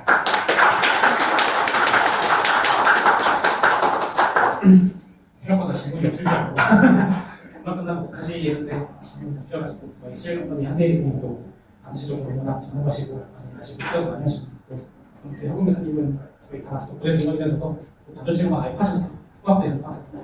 또 아까도 배경 설명해 주시면 감사했습니다. 그리고 저희 홍익법 교수님과 위원장님께서도 워낙 큰 손이셨습니다. 저희 많이 같이 하셨었고 앞으로 저희 제안 주신 내용 저희도 좀 더 준비해서 하겠습니다. 저는 아까 중간에 부분 가시고 아까 총대병원 간호장님 갔다가 가셨죠 하고 그다음에 아까 인사 못 드렸던 저희 김혜환 사장님 혹시 홈런 스마트 클래스하고 프렌 인글리시 여기 대전 출발하고 계신 이런 사람 아까 응답하셨습니까? 네. 가장 행정 지역에서 초등학생 중고등생들이 이제 농업교육, 종합교육 하시는 분이라서 되게 많이 왜 농업교육에서 오래 일하셨었고 많이 해주시고 계시고 아까 저희 김희영 기자님 저희 충청진 기자님께서 오셔서 한번 인사해 주십시오. 이렇게 해서 제가 한번 인사는 잘 드리고 왔고 우선은 제가 이렇게 1인간 알게 되는 게 사실은 되게 많은 대전에서 처음입니다. 사실 그 전에 보통 루퍼에서 개업식이라고 하면은 다 서비스하고 좀 와서 이제 매너 주고 받고 헤어지고 하는 물론 이미 있는데 어차피 저희가 아까 말씀드린 대로 이제는 시장 시간이 바뀐 것 같아요. 대전 시장도 어떻게 보면은 예전에는 소송이 발생해서 문제 터지면 소송을 해서 받는다 이런 분들이 있었는데 요즘은 어떻게 조사도 많으시고 그러면 자문 서비스라고 하죠. 아까 저희 특별한 분들도 그렇고 저희 무슨 분들도 그렇고 어떻게 보면 다 제법 저희 업계에서 필드에서 전문 하시는 분들이 오시면 저희가 그런 분들에서 같이 대상을 해서 서비스를 제공을 하는 것 같아요. 사실은. 그러니까 요즘은 정말 바뀌었습니다. 요즘에는 정말 계약서 하나하나 받으시고 미리 사전에 리스크 체크하거든요. 사실 사업을 하시는 분들 아시겠지만 문제가 되는 게 재무 리스크 검토하는 거하고 법률 리스크 검토하는 게 제일 크지 그런 부분에서는 어떻게 보면은 저희가 엄격하게 회사가 크는 것보다는 요즘에 오히려 AI가 성장이 많이 돼서 솔직히 요즘에 AI가 1인치 안 되는 걸 하거든요. 그래서 어떻게 보면은 사실 인력도 총괄하기 쉽지 않습니다. 왜냐면 그때 때문에 인력 인건비 문제가 생기기 때문에 오히려 우리는 감소로 해서 정보선 있게 같이 전문가들끼리 가자. 약간 저희 이런 기조를 하고 있으니까 저희가 여러 가지로 볼 수 있을 것 같습니다. 그래서 저희 시간 내에서 제가 10분, 15분, 20분에서 설명드릴 건데 앞에 두 대표님께서 너무 무거운 해 주신 것 같아서 저는 그냥 간단하게 노동상 한번 빠르게 말씀드리고 넘어가겠습니다. 제 소개서는 홈페이지에 나와 있으니까 좀 보시죠. 제가 오늘 말씀을 주는 시점에 대한 관련된 주제인데 제가 사실은 거의 이 주제 때문에 거의 매주 회의에 회의도 많고 징계일도 조사도 많다고 하는데 이 관련해서 왜냐면 세대가 바뀌다 보니까 이게 인식이 이 사람의 인식은 쉽지 않습니다. 여러 가지 분들이 흔히 말하는 MZ 세대들과의 충돌이라고 해야 그런 걸로 해서 생각하고 소송까지 문제를 여러 가지 연결되는 것 같습니다. 보시죠. 네, 우선은 제가 말씀드릴 거는 이제 목차를 보시고요. 제가 개념이나 이런 것들을 설명을 드릴 거고, 처리 절차를 당연히 좀 편하게 드릴 거고, 말씀을 드릴 거고, 제가 시간 이상 말씀을 다 못 드리기 때문에 간략하게 말씀드리는데 좀 저한테 이해를 요청하시면 제가 잘못된 건 충분하게 드릴 수 있습니다. 우선은 직장 내 격림 관련해서 제가 정의주장 근로기준법 76조의 2에 나와 있습니다. 아마 대부분 이상하시겠지만 보통 1, 2, 3, 세 가지 요건을 충족하게 되는데 우리성, 이용권, 요소가 공공, 유망, 악화 이 세 가지 요건을 이제 갖추게 때 저희가 보통 직장 내 격림이다라고 판단을 합니다. 우선 기본적으로 이렇게 포괄적으로 보는 거고 구체적인 사례들을 하나 판단을 해야 되는데 고용노동부 가이드라인을 보시면 이제 관계, 행위 정도 상황, 반응 이런 것들 판단을 하게 됩니다. 우선 가장 대표적인 유형들에 대해서 좀 설명을 드리면은 여러 가지 예상하시겠지만 신체 교신에서 관련된 것들, 전지적인 것들 여러 가지 엄청 많습니다. 사실은 그래서 이게 결국은 저희들도 만약 실제 위원회가 열리든 소송이 열리든 결국 중요한 게 과연 그런 만약에 업무상 실제를 했을 때 그런 업무상 필요성이 위해서 한 거냐 아니면 그 상당성을 초과해서 그 사람을 악의적으로 괴롭히기 위해서 한 거냐 이 부분을 저희들이 표현을 많이 하거든요. 그래서 이렇게 보시면은 제가 이해적인 일반적인 원인은 좀 가능성이 판단할 수 있는 문제이지만 만약에 다법적으로 분석해서 관계에 대해서 적극적으로 한다고 한다면 만약에 그리고 그런 분위기를 조장한다고 한다면 직장의 대표로 판단될 것을 미루고 있습니다. 넘어가시죠. 연락을 간단하게 설명드리자면은 이게 2019년 1월에 이제 서울 서진 변호사가 이제 흔히 말하는 폐업 문화라고 하죠. 자살을 하게 되면서 이제 해당 이슈가 좀 바로 앞으로 넘어갔거든요. 원래는 그 전에도 계속 이슈가 됐습니다. 그런데 이제 법이 바로 이정되게 저희들 생각에 이런 걸로 시행이 된 거고요. 그래서 2019년 7월에 이제 아까 말씀드린 근로기준법 76조의 2회가 만들어서 시행이 됐고 그다음에 이제 116조의 법칙 규정이 있어서 그걸 만약에 직장에 돌입을 했을 때 사용자에게 가할 수 있는 불이익한 내용들이 규정이 되어 있거든요.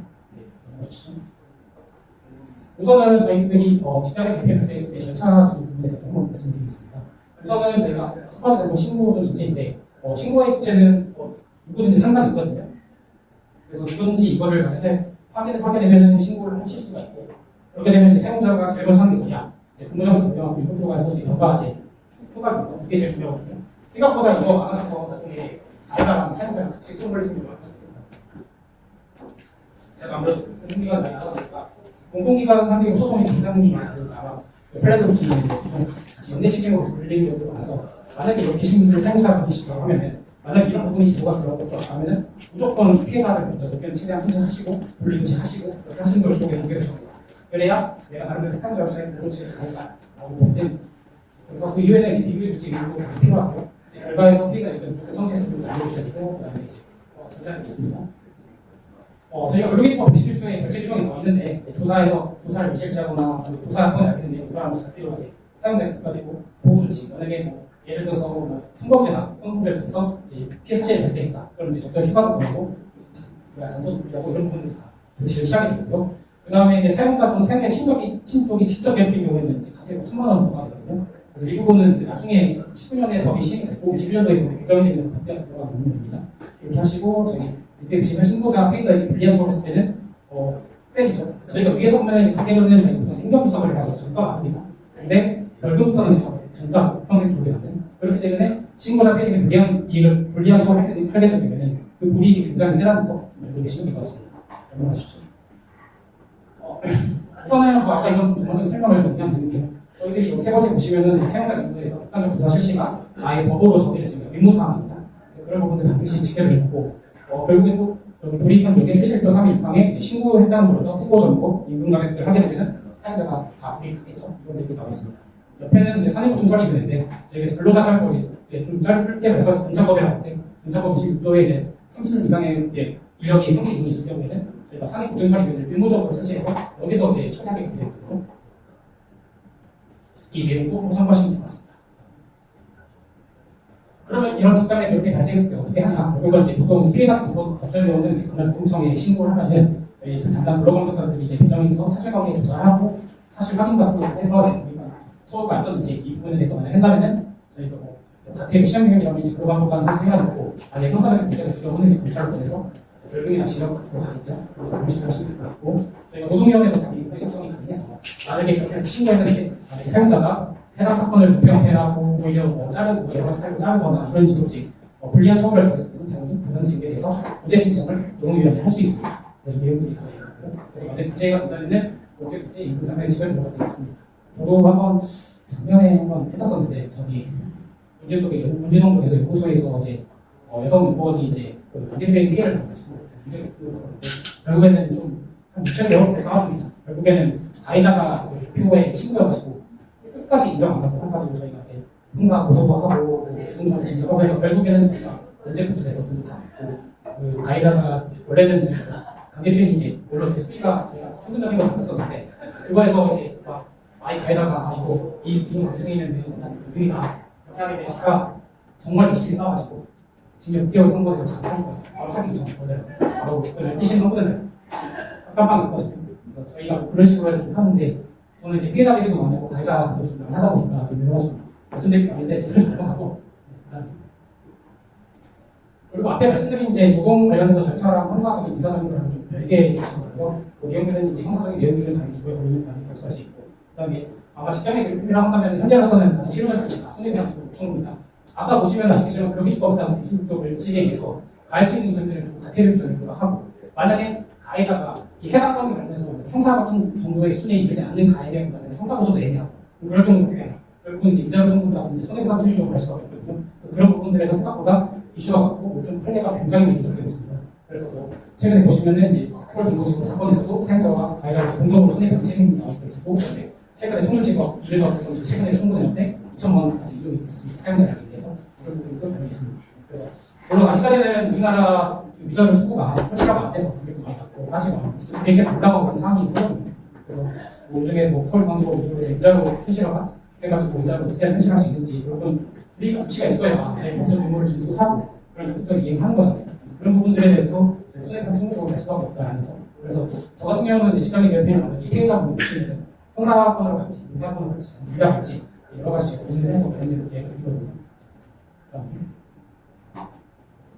이번에 이제 조사 관련해서 한번 제가 전반적으로 정리한 건데 앞서 말씀드린 거랑 좀 일맥상통을 하고요. 나머지 내용들은 시간 관계상 해야 된다. 저기 조사 완료 사건의 최대한 재개를 준수도 근로기준법의 취업규칙도 이제 명세하에 쓰레기 되기 때문에 사용자 입장시라면 취업규칙과 사업장에 이런 부분들이 만약에 직장에 발생했을 때 나름대로 조치를 취할 수 있는 부분들이 규정화 되어 있는지 한번 살펴보시면 좋을 것 같습니다. 그런 부분 보시죠. 이거는 제가 한번 정리한 내용이고요. 앞서 말씀드린 거랑 내용 같아서 한번 제가 정리하는 차원에서 어떤 분위기를 할 수 있는지 한번 설명을 드릴 것 같습니다. 그리고 만약에 저희 피해자 입장에서는 당연히 저는 피해자를 대하게 되면 피해자의 권리나 이익을 위해서 저는 제가 할 수 있는 건 다 하고 저는 최근에 공무원이나 민원이나 무소속 제가 여러 번 해서 가해자가 이제 퇴근을 하게 되고 인증도 되고 좀 그런 게 있었고 오히려 반대로 사업자 입장에서는 이런 부분들이 조사가 사실은 객관적으로 이루어져야 되거든요. 그래서 요즘은 어떤 포인트가 있냐면 옛날에는 뭔가 직장인 괴롭힘을 신고하고 그랬는데 내부적인 이거들에서 끝났어요. 근데 요즘에는 거의 조금 내부위원회를 만듭니다. 그래서 내부 공사 초대해서 사실관계 조사하고 그렇게 하기 절차가 문제가 많습니다. 그래서 제가 요즘 그런 게 많거든요. 오분기간 공사할 때 저희가 들어가서 절차 이관되고 있는지 좀 확인해주고 피해 사실 제대로 조사되는지 대면 조사되는지 판단할 때 증거를 쓰는지 가해자를 조사하는지 이런 거 따지게 넘어갔어요.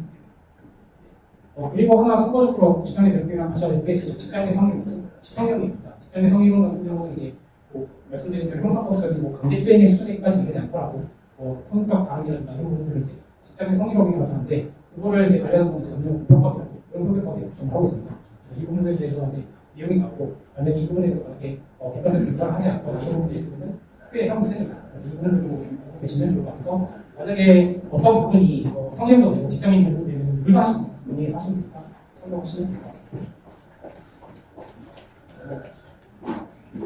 그러면 이제 이제 좀 결론적인 부분인데, 그럼 우리는 사업자들 때는 취약 규칙을 준비하셔야겠죠. 만약에 직장인 부분이 발생했을 때 어떤 규칙상을 취하고, 만약에 피해자가 원하면 며칠 정도의 휴가를 줄 수 있는지 이런 것들도 규정에 쓰셔야 되거든요. 그런 부분도 미리 만약에 필요하시면 정리하시고, 왜냐면 이제 경쟁 서시면 그때 집중하고 해서 어디 회사 자기 일을 물어보시는데 좀 불안할 때가 있습니다. 그래서 미리 만약에 내 사업장에 혹시나 하시는 분은 미리 관리하시는 게 좋을 것 같고, 예방교육 같은 경우도 요즘에는 이런 것도 해서 많이 돼서 저희들이 많습니다. 그렇게 해서 단기든 단기든 해서 교육하면 교육하면 교육 단기든 세공대학교에서 요즘에 한 사람들이 이런 분들이 있고,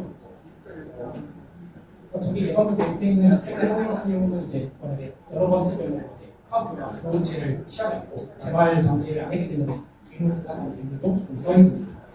그리고 만약에 하나에는 좀 상해 거절 처리 같은 경우는 우리들 신고 상태 이용해서 만약에 여러 가지 아까 말씀드린 대로 상해 거절 처리 위원회가 있다 하면 거기서 이제 제청 준비할 때는 이제 위원회를 빼고 나머지 이제 가해자들의 위원회가 한다는 그런 당연히 될 거고 조사위원회 이제 구성이나 교사님들을 모델을 하는 여러 가지 내용들이나 매뉴얼들을 마찬가지가 이거는 세트가 있는데 정말 제가 이거는 이제 기회가 되면 좀 만들어서 하겠습니다. 조직문화에서도 당연히 중요한 게 이런 일이 발생했을 때 사업자 입장에서는 우리들이 재발하지 않도록 확실하고 이직비만 하는 것도 되게 중요하고 결국은 저는 그렇게 생각하거든요. 내 회사의 직원이 첫 번째 손님이다. 그렇게 생각하기 때문에 내 직원이 마음에 들었다 회사도 잘 거고 서로 같이 시에서 여기서 자체가 안 되는 회사 나가지는 거 한순간에 생각합니다. 어떻게 보면 인터페이스 하는 게 결국은 회사 운영하는 게 사람과 돈을 관리하는 거잖아요. 그런 부분에서 여러 가지 생각하시면 좋을 것 같습니다. 만약에 이제 이 부분은 버스직 같은 경우는 제가 학과의 질문이 나와서 오늘 정리한 부분인데 피해자 입장에서라면 당연히 증거가 되게 중요하겠죠. 요즘은 막 예전도 이런 일이 발생하는데 요즘은 조업원들이 아마 공공기를 다 510km 가는 거 합니다. 뭐만 있으면 각국제로 해서 합의금 장사도 하고 요즘 그런 세상이라고 합니다. 상식 효과가 된다고 하니까 이런 일이 애초에 없어야겠죠. 그래서 피해자 입장에서는 만약에 그런 일이 있다고 한다면 사실은 충분히 되는 것도 특히 병원에서도 그런 통화가 아직까지도 막 사라지고 있지만 충분히 돈이 할거 아니고 병원에서 저희가 접수가 들어오다 보니까 말씀드리는 건데 관련된 내용들을 이런 식으로 좀 녹음이든지 내용을 좀 담겨주시면 좀 좋을 것 같아요. 만약에 그게 안 되면 메모식으로 좀 여러 가지 내용들을 저희가 증거를 피해자가 있을 경우는 좀 미리 확보해서 혹시나 좀 말씀드립니다. 단계별 전략은 아까 말씀드린 내용이라서 하고 또 치료 같은 경우는 저희가 인사소송상 저희가 안날로부터 3년이 발생하는 10년 전에 이거 가끔 놓치시는 분이 있어요.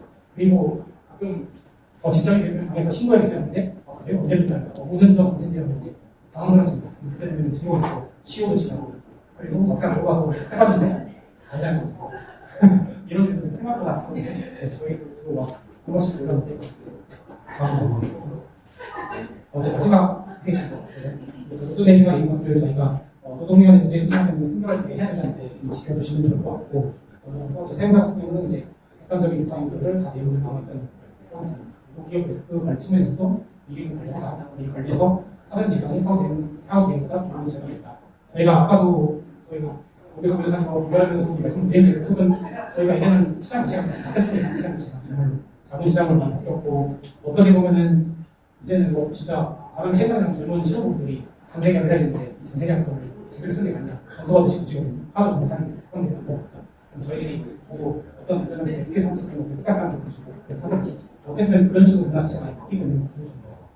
그렇게 이해해 주신 것도 없고 마지막 중요한 부분은 직장의 괴롭힘은 개인의 문제가 아니라 조직 문제이기 때문에 사정 예방, 신속 조치, 피해자 보호가 기업의 지속성이 상실이다. 이 부분으로 마무리하겠습니다. 네, 이상입니다. 제가 너무 급하게 해야 되는 시간을 또 지켜드려야 되는 겁니다. 혹시 질문 있으시면 좀 받겠습니다. 네.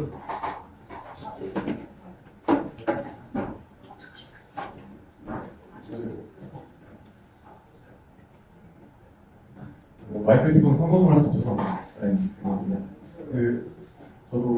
저는 개혁신당에서 대전신앙위원장을 맡고 있어서 어떻게 보면 이것도 하나의 법인격이 있지는 않은데 법인으로 보는 단체로 보는 정당이나 시민단체 그런 것 같은데 그런 부분에서도 저희가 아직은 작은 단체지만 예를 들면 저도 거기 법인 대표로서 예를 들면 그 내에서 성희롱이나 괴롭힘 같은 문제가 발생했을 때 아직 그런 일이 없지만 그런 부분에 대해서 이러한 정당 같은 단체도 비슷하게 대응을 하고 준비를 해야 되는지 그런 부분. 네. 당연히 정당 저희가 봤을 때는 우리가 사람 그런 당연히 또 사용자 업자들 의무 사용자 범위 자체를 좀 떠가지고 그렇기 때문에 당연히 그리고 그건 더 중요한 거는 이제 그렇게 전자 조치가 이루어지지 않다고 해서 문제에 관련된 뭐 정당 당부들이나 이런 데에서 독립한 처우가 있었기 때문에 이 예방을 하시는 게 좋겠습니다. 이런 부분들은 요즘에는 옛날에는 좀 노무사님들이 외부위원회 들어가서 객관적 조사하는 거 좀 같이 하는데 요즘은 아예 노무사들이 들어가는 것 같습니다. 또 직장의 괴롭힘이 신고될 정도면 사실 그 전에 꽤 많이 케이스들이 좀 되는 케이스예요. 보통은 형사건이 같이 부담이 가요. 공사님들 같은 경우는 형사건 가지고 공범위가 포함이 되잖아요. 그런 경우에는 조사위원회 들어가는 분이 있습니다. 저 같은 경우는 최근에 주식자가 저희가 준비에 인사를 해서 예전에는 그런 자리로 이제 공사님들이 들어가고 요즘에는 공사님들이 왜냐면 그렇게 했을 때 만약에 절차자에 문제가 생기면은 그리고 소송 걸리면 또 저희가 그러면 나중에 또 소송 대응한다고 기간 예산 승인 받고 이러면 기관님들 부담이 되시지 않고 그래서 저는 이익이 합니다. 왜냐면 그런 일이 없어야지만 사실은 이익이 더 맛있어 더 큰 문제로 되지 않고 마치는 것 같습니다. 감사합니다. 네. 네, 안녕하십니까. 항상 인사동료 쪽에서 많이 지금 그래서 정말 전문가이시고 저희도 많이 저 개인적으로 많이 여쭤보는데 이 직장 괴롭힘이 저희 회사가 인증한 700명 중에 한 달에 한 40건씩 들어옵니다. 저희도 이제 근로자를 대변해야 될 입장이라 제가 또 고추처 입변도 맡고 있는데요. 제일 이제 지방노동위원회 저희가 참관인도 하고 과거에는 좀 노무사를 많이 썼습니다. 다만 이게 요즘은 노무 영역에서만 한되지 않고 변호사를 쓰는 사건을 어떻게 구조화시키냐 인사 형사 이걸 선별을 해주시더라고요. 그래서 저는 항상 김정우 변호사님 항상 이런 자문촉을 많이 해주셔서 정말 감사드리고 저희가 좀 최근에 좀 고민있는 게 이 직장 내 괴롭힘이 근로기준법상 같은 회사에 소속된 임직원한테만 적용이 된대요. 근데 이제 저희 같이 공공사업장이나 이런 큰 회사들은 수많은 협력사들이 있습니다. 이 원화청 관계에서가 지금 상익이 안 돼갖고 이거에 해당되는 구제도 저희가 어떻게 할지도 모르겠고 이 공공기관에서도 기업에서도 어떻게 저희가 이 원화청의 직장의 괴롭힘을 어떻게 해야 될 것이냐. 그러니까 법적 구제 절차가 없더라고요. 그냥 인사소송 아니면 형사소송을 가야 되는데 저도 요즘에 뭐 명예훼손 이런 걸 했는데 좀 성립이 인정이 어려우니까 이 손해배상을 막상 가려고 하면 또 말씀하신 대로 위자료 부분이 수익 사건이니까 저희가 사건 수익 계약에 비해서 실질적으로 가야 되냐 안 가야 되냐 이런 부분이 많이 있어서 상당히 자문료 내는 게 더 합리적이다. 그래서 이제 항상 저희가 오픈을 많이 찾고 찾아냈는데 이런 방향에서 이제 원화청 관계에서 손익이 안 될 경우에는 어떻게 대응해야 되는지 한번 여쭤보겠습니다. 이게 제 허리 찢어서 네, 저희도 그것 때문에 고민이 있고 그거 지금 컬러가 쓰고 있는 것 중에 하나가 이 실효적인 조치가 없습니다. 이게 형사건도 이미 애초에 형사건도의 형사 문제 구성요건에 이런 것도 되는 애초에 형사건도 했을 것이고 그게 애매하기 때문에 민사관대 민사관도 아시다시피 6개월, 1년이고 시간 걸리고 하는 데도 많지만 그렇게 하고 사실은 직장에 괴롭히는 것도 사실은 아까 보신 대로 블랙리스트 딱 주문이 2개밖에 없습니다. 사실 되게 긴 어떠니까 사실 저희 변호사 입장에서는 이거 좀 우리가 제도를 더 구체적으로 해야 되는 거 아니냐. 저희 같은 경우는 이제 저희 노동계 같은 경우는 이제 그걸 조금씩 하고 있는데 요즘에는 여러 가지 이유에서 이제 관련된 그런 지침들이 있거든요. 디렉티브라고 해서 그런 것들이 특별히 이제 법을 준수하게 만드는 의무구성들이 있거든요. 그런 것들 내용을 저희가 입법하는 정도로 운영계는 좀 많이 하고 있고 그런 쪽으로 좀 제도적인 부분이 있으면 사실은 근본적으로 그게 안 된다면 결국은 이제 인사상대편 청구로 발생하는 부분이 이제 커서 저도 그 부분은 정말 뼈아프게 생각하고 저희가 또 의견을 많이 내서 입법하는 쪽으로 저희가 사실은 이게 아까 시장에 보인다는 게 어떻게 저희가 미국처럼 점점 바뀌는 것 같아요. 어떻게 보면 미국 같은 경우는 로비스트 이제 변호사들이 대부분이 로비스트 하거든요. 그러니까 요즘에는 옛날에는 그냥 단순히 소송을 받고 뭐 소송을 이기고 싶고 이기는데 요즘은 이 자문을 받고 있고 아까 공감하는 말씀하신 대강으로 하죠. 그게 이제 미국 같은 경우는 되게 활발하게 돼요. 예를 들어서 뭐 상임위원회가 있다 하면은 그걸 로비스트가 저희 뭐안 좋게 말하는 것처럼 제도 얘기하고 적대하고 맛있는 사리겠다 이게 아니라 미국 같은 경우는 그런 상임위원회 있으면 그런 걸 미리 접촉을 할 때 회의로 갑니다. 예를 들어서 어떤 로비 단체에서 누구는 의견을 받았다면 그 기록을 다 합니다. 그리고 연락까지 누가 신청했고 어떤 이슈가 안 된다고 했다 안 했다 다 압니다. 그렇기 때문에 오히려 그리고 변호사들이 대부분 할텐데 변호사들은 문제 생기면 윤리 때문에 징계를 했거든요. 그렇게 되면 어떻게 되면 윤리성을 기본적으로 담보가 없다고 보기 때문에 그런 부분들도 저희가 좀 느끼고 있는 것 같아요. 저희 이제 앞으로 그런 거 있으면 법 컨설팅 이런 부분을 좀 저희가 준비 좀 많이 하고 있는데 그런 식으로 해서 기본적으로 그렇게 해보도록 하겠습니다. 감사합니다. 할까요? 저희 여기 오신 분들 정말 다 하나하나 다 정말 다 해주시는 분들이 있고 사업당 지키시는 분들 계시고 사업당에서 나는 하시는 분들 계시고 같이 또 이렇게 보이신 다음에 서로 주고받으시고 서로 인사해보시고 또 필요할 때 같이 힘이 되면 좋겠습니다. 네, 감사합니다.